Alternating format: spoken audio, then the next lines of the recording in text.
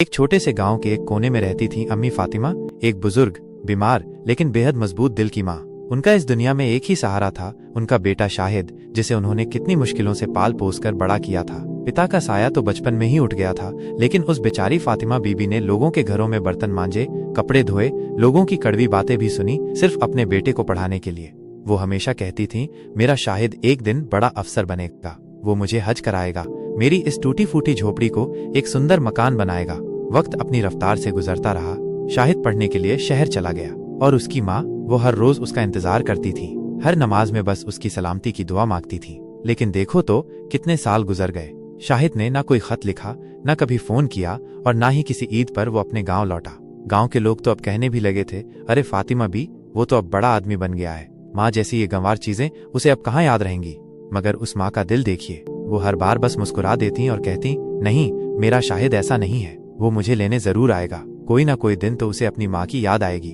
वो हर दिन अपने उस पुराने छप्पर वाले घर के बाहर एक चटाई बिछाकर बैठ जाती, अपने हाथों में कुरान शरीफ रखती और बस उस दरवाजे की तरफ देखती रहती, जैसे अभी कोई कहेगा, अम्मी मैं आ गया। मगर ऐसा कुछ भी तो नहीं होता था। वो इंतजार करती रही और इंतजार करती ही रही। एक दिन वो बहुत ज्यादा बीमार पड़ गईं। पड़ोस की एक बूढ़ी औरत जैनब बी उन्हें दवा देने आई तो फातिमा बी ने कांपते हुए हाथों से कुछ कागज और एक पेन मांगा। उन्होंने उन कमजोर हाथों से एक खत लिखा, टूटे फूटे शब्दों में, अपनी टूटी हुई हिंदी में। शाहिद बेटा, मैं ठीक हूँ, अल्हम्दुलिल्लाह, तेरी बहुत याद आती है। मैं तेरी अम्मी हूँ बेटा, वो जो तुझे नमाज सिखाती थी। बचपन में तू जब गिरता था तो मैं तेरे घुटने सहलाती थी। अब तेरा इंतजार करते करते मेरी आंखें थक गई हैं। तेरा फोन नहीं आया, कोई खत नहीं, पर मुझे मालूम है तू भूला नहीं होगा। अगर तू जन्नत चाहता है बेटा तो माँ के पांवों के नीचे झांक ले, वहां मैं बैठी हूँ, तेरी अम्मी फातिमा। उन्होंने वो खत पास की मस्जिद के इमाम साहब को दिया और कहा, अगर कभी मेरा बेटा लौटे तो ये उसे दे देना।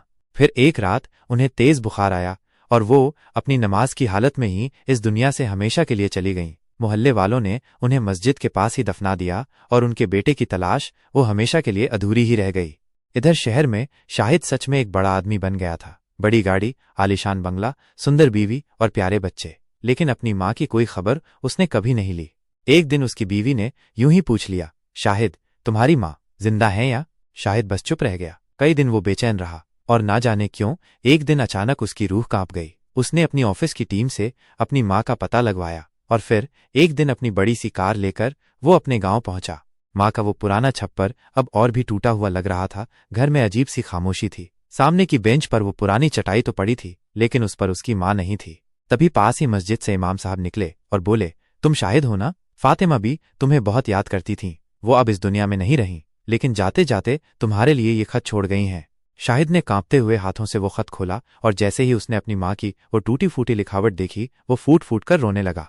वो घुटनों के बल अपनी माँ की कब्र के पास बैठ गया और चिल्लाया, अम्मी मुझे माफ कर दो, मैंने बहुत देर कर दी, लेकिन अब आपकी जन्नत मुझे कैसे मिलेगी? पास खड़े छोटे छोटे बच्चे भी उसे रोता देखकर रोने लगे और पूरे गांव वालों की आंखें नम थीं।